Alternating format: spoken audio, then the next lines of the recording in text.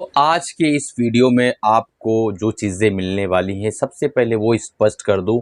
सबसे पहले तो एक stock as a swing trade मैं इस पे डिस्कस करने वाला हूं, और साथ ही साथ जो सबसे इम्पॉर्टेंट है, जो आज की डेट में आप लोग पैनिक कर रहे हैं कि निफ्टी डबल टॉप बना चुकी है, निफ्टी नीचे आने वाली है, निफ्टी के अंदर एक बहुत बड़ा करेक्शन वाले आने वाला है, तो उसको हम जो है डाटा पॉइंट से लॉजिकली टेक्निकली निफ्टी क्या कहती है, सारे टाइम फ्रेम में जाकर एकदम डिटेल एनालिसिस आज करने वाले हैं। तो दोस्तों, आज निफ्टी ने जो क्लोजिंग दर्ज कराई 18,779 के आसपास, मात्र 0.45% के आसपास निफ्टी आज डाउन होकर बंद हुई है। आरएसआई निफ्टी का 64.4 के आसपास चल रहा है।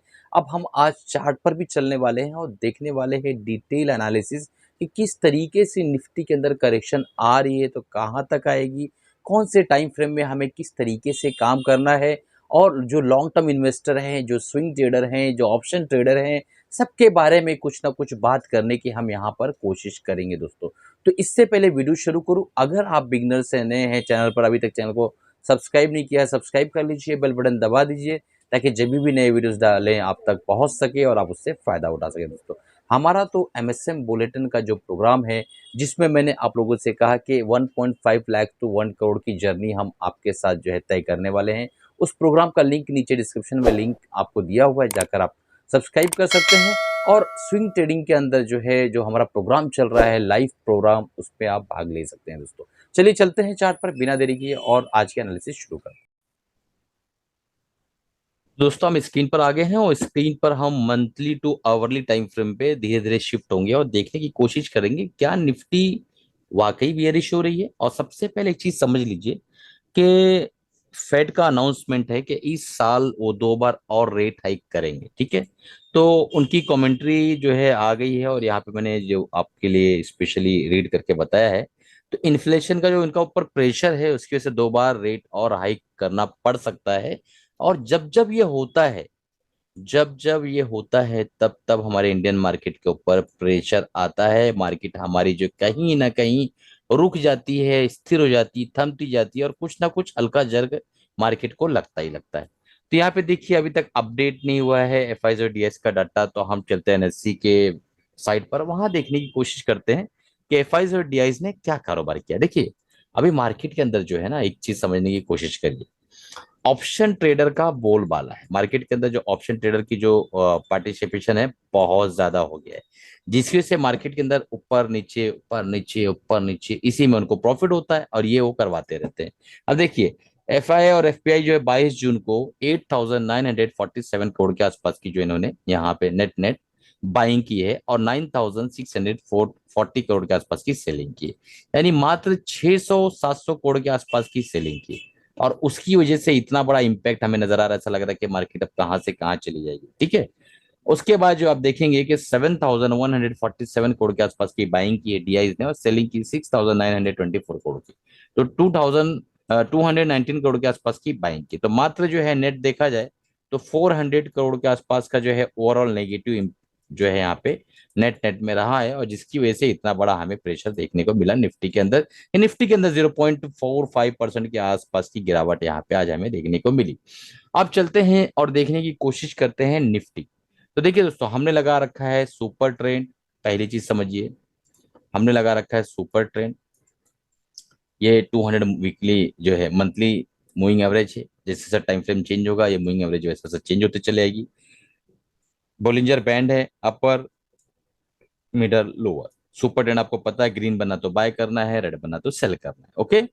अब देखते हैं, हम चल के कोशिश करते हैं कि भाई हम जो यहाँ पर मंथली टाइम फ्रेम पे पहले एनालिसिस करते हैं कि मंथली टाइम फ्रेम में हम कैसे चल रहे हैं। तो एक चीज को याद रखिएगा दोस्तों, जब जब मंथली टाइम फ्रेम के अंदर कभी भी अपर बॉलिंडर बैंड ब्रीच होता है, तो उस वक्त जो है उस स्टॉक में या उस इंडेक्स में तेजी बहुत ज्यादा हो जाती है। अब ये हमारा जो है वो लैग थी जो हमने कोरोना में जी, फिर उसके बाद यहाँ पे वो जो है फ्लैग पैटर्न जिसका मैंने डिस्कशन किया था, ये ब्रीच हुआ, रिटेस्ट हुआ, और उसके बाद वापस ऊपर की तरफ जा रहा है, ठीक है। ओवरऑल 64.33% के आसपास का आरएसआई है। एक चीज आज याद रखिए, बहुत इंपॉर्टेंट है, 60 के ऊपर अगर हम चले जाते हैं आरएसआई में मंथली टाइम फ्रेम में, तो इसका मतलब वो इंडेक्स या वो स्टॉक बहुत ज्यादा बुलिश टेरिटरी में आ चुका है और ज्यादा जल्द जो है वो नीचे की तरफ नहीं आता है दोस्तों 60+ आने के बाद। अब चलिए कोशिश करते हैं कि क्या ये डबल टॉप बना रहा है। अब देखते हैं कि मंथली टाइम फ्रेम के हिसाब से अगर हम देखें, तभी हमारे फ्राइडे का सेशन बचा है और अगला हफ्ता पूरा बचा हुआ है। तो यहाँ पे अगर हम देखें दोस्तों, तो आपको क्लियर कट समझ में आएगा कि अभी ये मंथली टाइम फ्रेम का कैंडल कंप्लीट ही नहीं हुआ है। और यहाँ पे आप देखेंगे कि पिछले 5-6 महीने की वजह से एक बॉलिंजर बैंड स्क्वीज भी है। अगर ये अपर साइड ब्रेक करता है, तो जब स्क्वीज के बाद ब्रेक करता है तो आप लोग समझते होंगे कि मंथली टाइम फ्रेम में स्क्वीज के बाद ब्रेक करेगा तो कितनी तेजी के साथ ये ऊपर जा सकता है। ठीक है। अब यहाँ पे देखिए ये लेवल के ऊपर अगर ये क्लोजिंग दे देता है तो इसका मतलब जो है हम बुलिश चल रहे हैं इस वक्त।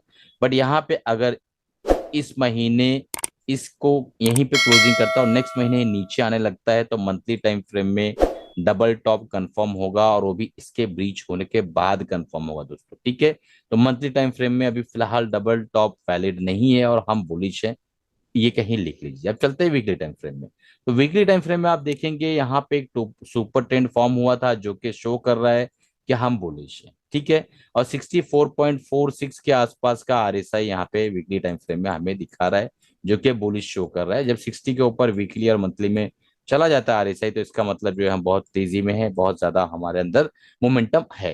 तो इसके हाई को इसने ब्रेक कर दिया, आप देख पा रहे हैं, और यहीं पे कहीं ना कहीं इस हफ्ते इसने रिटेस्ट किया और वापस ऊपर जाने की कोशिश कर रहा है यहाँ पे। तो अब देखिए दोस्तों, एक चीज समझने की कोशिश करिए आप लोग। देखिए इटसेल्फ अगर देखा जाए तो एक बहुत बड़ी रैली हमें मिल चुकी है और एक छोटा करेक्शन जो कि 18,000 तक का आना पेंडिंग, ये मैं मानता हूँ पहली चीज। बट यहाँ से अगर आप देखें तो एक तरह का एक जो है राउंडिंग बॉटम पैटर्न उसको इसने ब्रीच किया है, तो इसके टारगेट को अचीव करना भी इसी इंडेक्स का काम है, कोई और नहीं करेगा। ठीक है। नहीं तो टेक्निकल पर से सबका भरोसा हट जाएगा और टेक्निकल एनालिसिस पर काम कोई करेगा नहीं। तो ये चीज होती है। तो यहाँ पे कहीं ना कहीं अगर हम चलते हैं, वीकली टाइम फ्रेम में भी हम बुलिश हैं, अब चलते हैं डेली टाइम फ्रेम में। तो डेली टाइम फ्रेम में आप देखेंगे कि ये एक तरह की ट्रेंड लाइन है, मैं बहुत ज्यादा नहीं बताऊंगा आपको, सीधा मोटी मोटा समझ लीजिए कि 200 मूविंग एवरेज, ये 20 मूविंग एवरेज यानी सिंपल मूविंग एवरेज जो बीच का हमारा बोलिंजर बैंड का बनता है, वो मूविंग एवरेज ही हमारा एक ट्रेंड लाइन है। बहुत से लोग ऐसा ड्रॉ करके आपको बताएंगे, पर उतना डिटेल में नहीं जाना है, बल्कि मोटी मोटा समझ लीजिए कि यही ट्रेंड लाइन हमारी जो है बनी हुई है 20 SM में। ठीक है। मिडल बोलिंगर बैंड इस ट्रेंड लाइन को ब्रीच करता है तो डेफिनेटली हम 18,400 तक एनी टाइम आ सकते हैं लोअर बोलिंजर बैंड पे, और लोअर बोलिंजर बैंड पे आएंगे तो यहीं पे हमारा सुपर ट्रेंड भी ट्रिगर हो जाएगा। 18,438 पे सुपर ट्रेंड जो है यहाँ पर बना हुआ है, आप देख पा रहे हैं इसका ट्रेलिंग जो होता हुआ आया है। और अगर ये ट्रिगर होता है तो फिर हम जो है वापस से और नीचे की तरफ भी आ सकते हैं।